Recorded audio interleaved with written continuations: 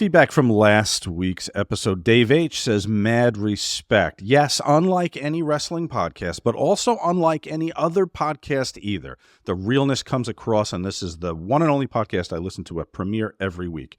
That's what the world craves. Absolute realness. Good, bad, ugly, and traumatic. Thank you. Well, thank you, Dave. We agree with you there. Mem Shannon, I spent so many hours as a kid listening to Kevin Nash and Sean Oliver. This is like a pipe dream come true. Might be talking about your pipe, probably, but pipe job.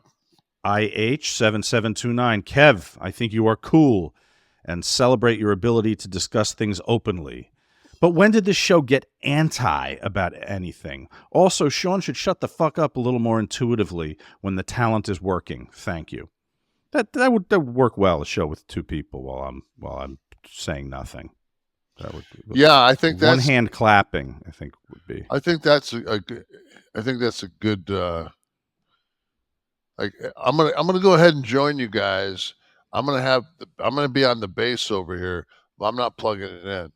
Man, let's just do this, man. Let's just jam. Let's just fucking jam. Chris Hibbler. Hey, Kev, I did you one better than 99. I made Tristan a 100. This is very cool. Take a look at the graphic here from Twitter. This is on, I'm assuming the WWE, the most recent one, maybe. He made a tag team there for of you and Tristan because we mentioned it last week. Do you have there's a few of those pictures. Do you have the other ones like the he did put Tristan's abilities 10 points higher than yours to stay realistic. And he's in the Kliq This shirt, which is pretty awesome there. And I like the toilet paper that could be used as a foreign object. Nothing like my son. The hat. He looks nothing like my son. Well, that's what they had to work with there. Well, no, fuck. He's got an Instagram still up. No, I'm saying that's what the video game had to work with there. That's the best that could have gotten. He's pretty jacked. Oh, there. Yeah. Well, thank you, Chris. Hopefully they win the strap for you there, the tag straps.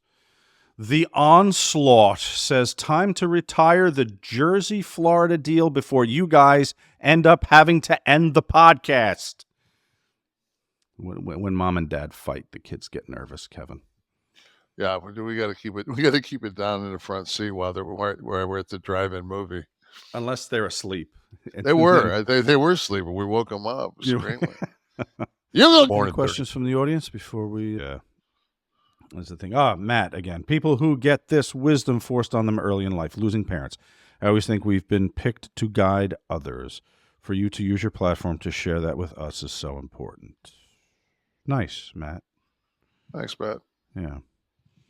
Well, we always promised you from day one, real life, right here. And I was on a show this week promoting the book, but on the show they asked about this podcast. And I told them that we always sought out to do something different. We didn't know exactly what it was, of course. And upon Tristan's passing on that Wednesday, when you texted me at about, of course, I heard from you when Tristan passed. And then about 5:00, you texted me and you said, I don't have a link. I said, well, it's because you're not working tonight. What do you mean? And you were like, I have to let the people know about my son myself. I can't have someone else do that.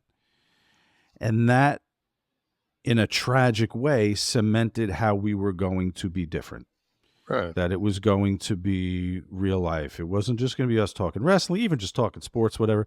It was going to be all of it, the good, the bad, the ugly. And then what happened was, I think the viewers and listeners, upon being let into your life that way, they begin to share their stuff. And it just became this huge family. And it's how the show is so very different than anything I've ever seen or heard. So thank you for that. And thank the fans for that, too.